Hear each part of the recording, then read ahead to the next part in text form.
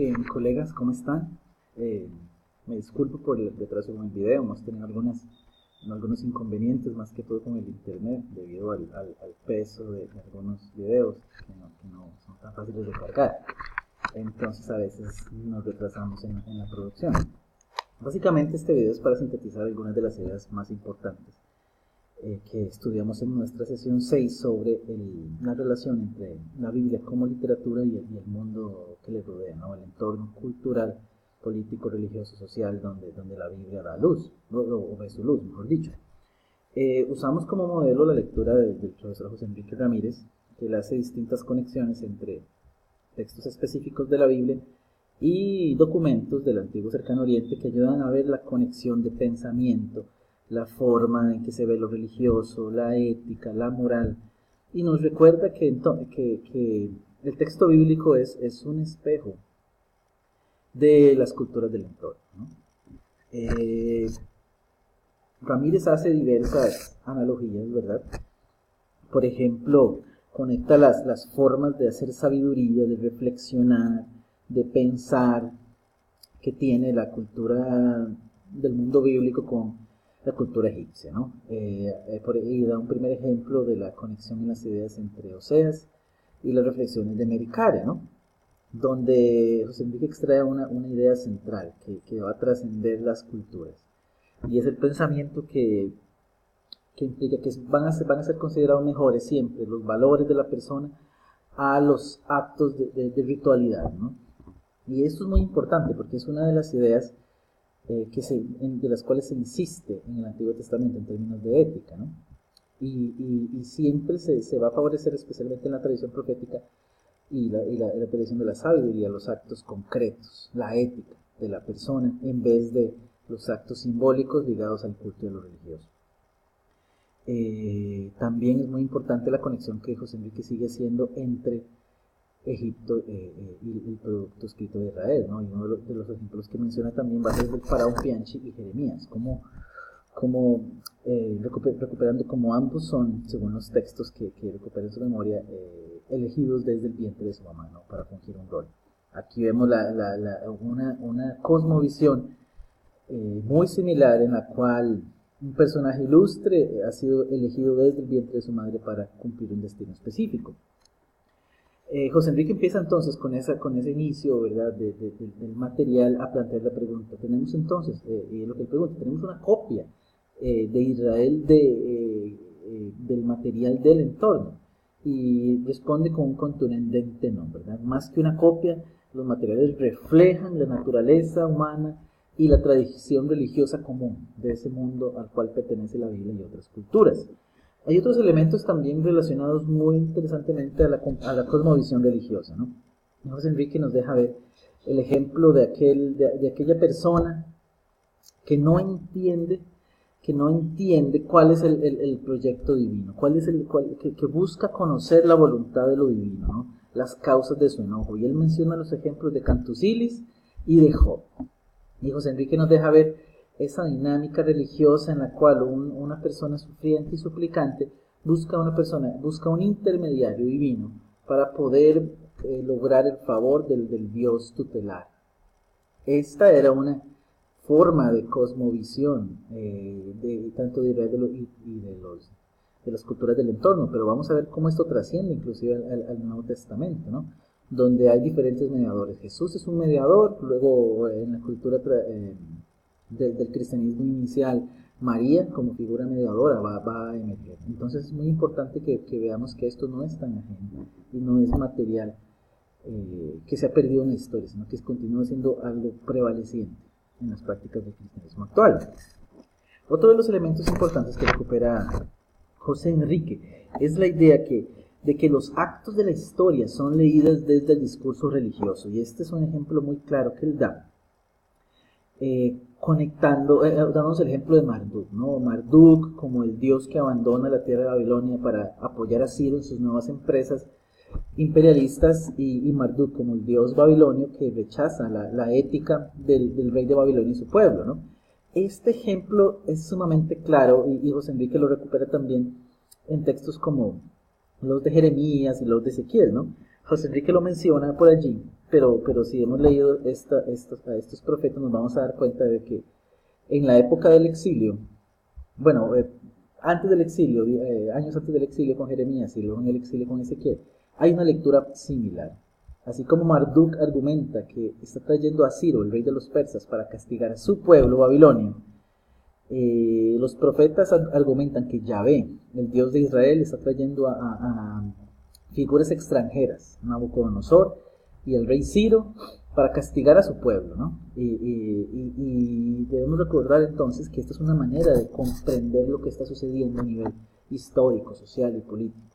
El pueblo de Israel, con la teología deuteronomista, se pregunta por qué está sufriendo las catástrofes, ¿no? Y específicamente la catástrofe de la invasión babilónica, donde se pierde la monarquía, donde se destruye el templo. ¿Cuál es la respuesta? Yahvé. Siempre se tiene que leer a través de Yahvé. Una de las soluciones era que Yahvé no tenía poder suficiente, entonces los dioses extranjeros estaban invadiendo. Otra posibilidad, y parece que es la que gana en esta lectura, es argumentar que no, que Yahvé es suficientemente poderoso, que tiene control de todo, y que la invasión de otros pueblos no es resultado de que los otros pueblos tengan dioses más poderosos, sino que Yahvé está en control de todo, y que inclusive Ciro y Nabucodonosor, reyes extranjeros, son instrumentos en su mano para enseñar al pueblo. Vemos también que la identidad de Yahvé entonces empieza a ser muy similar a la identidad de los dioses babilónicos, los dioses de moabitas y cananeos en general, ¿no? Y que entonces este discurso político, que es evidentemente discurso religioso, adquiere la noción de legitimación. Nos vamos a dar cuenta entonces que en la Biblia relatos como la conquista de José, la conquista de Ciro, los proyectos de colonización a distintos pueblos, la idea de recuperación de tierra, van a ser parte de un discurso de legitimación, ¿no? Y José Enrique nos empieza aquí a hablar en torno a la relación entre política y religión, usando un término muy específico, guerra santa, ¿verdad? Que va a ser parte de toda conquista y colonización, no solo de la época bíblica, sino la actual, sin duda alguna. José Enrique nos insiste en que recordemos la idea de Biblia como literatura. Recuerden que estos han sido ya los puntos que hemos discutido anteriormente, ¿no? Entender que la Biblia es la herencia cultural de un pueblo que está escribiendo dentro de una herencia cultural particular. Recordemos eso, ¿no? Es una insistencia. La Biblia no la podemos alejar, de escindir de su contexto de producción. Y más bien, José Enrique saca una frase muy interesante, ¿no? Quien solo conoce la Biblia no conoce la Biblia, argumentando la necesidad de ver el mundo que le da origen a este texto. José Enrique nos trae el ejemplo tan ilustrativo de Kemosh y Yahvé, donde nos hace ver que la religión de Canaán era sumamente similar a la religión israelita, y que la insistencia en distinguir ambas tradiciones religiosas hasta cierto punto era forzosa. De nuevo, ideas como universalidad, omnipresencia, ¿verdad?, del Dios Yahvé, para José Enrique tenían eco en la tradición egipcia. Inclusive José Enrique menciona cómo la influencia de Egipto por muchos años en el área de Palestina puede haber sido, se refleja evidentemente en estas ideas. Igual la noción del rey como garante de justicia, ¿no? Es muy interesante, especialmente en el texto bíblico, en el Antiguo Testamento, que tenemos posturas. Una postura que critica fuertemente la institución monárquica y otra que le da al monarca la investidura de aquella figura elegida por lo divino que garantiza la justicia y el cosmos, el orden en la sociedad. Estuvieron preguntando por las lecturas de Juan Esteban, pero yo estuve reticente a enviar este material. Como insistí en mi comentario, yo se los puedo enviar. Es un material corto y es sumamente importante. ¿Qué es lo que tiene el material de Juan Esteban? Lo mismo. Busca hacer conexiones entre la manera en que se piensa y se escribe en el Nuevo Testamento y su relación con el mundo greco-romano. Él, por ejemplo, toma el relato de la niña resucitada, la que muere a tener 12 años y que está en el contexto de el relato de la mujer con hemorragias, ¿no? Y Londoño saca un texto particular y paralelo de uno de los sabios de la época, Apolonio de Tiana, ¿no? Que ya hemos conversado un poco sobre Apolonio de Tiana. Habla que estas dos historias pueden encajarse en los textos de taumaturgos famosos del mundo antiguo. Básicamente lo que Londoño quiere decir es que el esquema de las curaciones de Jesús y el esquema de Apolonio de Tiana son sumamente similares. Por otro lado, él habla de la noción de evangelio, ¿no? Nos quiere situar a la idea de qué era un evangelio para las personas que empezaron a escribir ese tipo de literatura. Y nos recuerda que el evangelio, más que una biografía, según los cánones del siglo XX, siglo XXI, como usualmente se quiere leer, es una biografía al mejor estilo de la Vitae Romana, que era básicamente una recuperación de la vida de personajes célebres.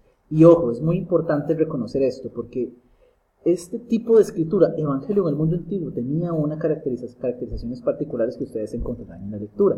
Por ejemplo, nacimiento milagroso, ascendencia de una familia importante, dichos y hechos sobrenaturales y una muerte honrosa. Si vemos este modelo de los evangelios del mundo grecorromano y la idea de evangelio que está escrita en torno a Jesús, tenemos similitudes muy interesantes que nos hacen repensar qué tipo de literatura es el evangelio. Finalmente, Londoño nos da otro ejemplo que es la idea de Mesías, ¿no? Porque la idea de mesianismo se lee usualmente desde el judaísmo o desde el cristianismo, que tienen asunciones particulares. Pero esta idea de un rey del oriente, especialmente un rey en tensión con el imperio romano, era algo muy divulgado, no solamente en el mundo judeocristiano, sino en otras partes de la zona oriental. Entonces, básicamente, nos recuerda la importancia de conectar el tipo de literatura que tenemos en nuestra Biblia y su relación con el entorno. Entonces, para un curso de introducción a la Biblia debemos recordar eso. Nuestro texto bíblico es producto, es reflejo de una cultura más amplia, de una cosmovisión de maneras de ver el mundo, de maneras de ver lo religioso, de maneras de escribir, con una riqueza teológica sumamente particular, pero que usa modelos que son claramente identificados en el entorno. Entonces, espero que este video contribuya a ir amalgamando algunas de nuestras ideas. Yo quedaré a la espera de recibir los ensayos faltantes y recuerden que todo este aprendizaje es acumulativo. No leemos y no vemos material simplemente para presentar una tarea. Lo hacemos para crecer en nuestro conocimiento de los distintos elementos que pertenecen a la idea de introducción a la Biblia. Entonces recordemos eso. Un placer y seguimos en conversación.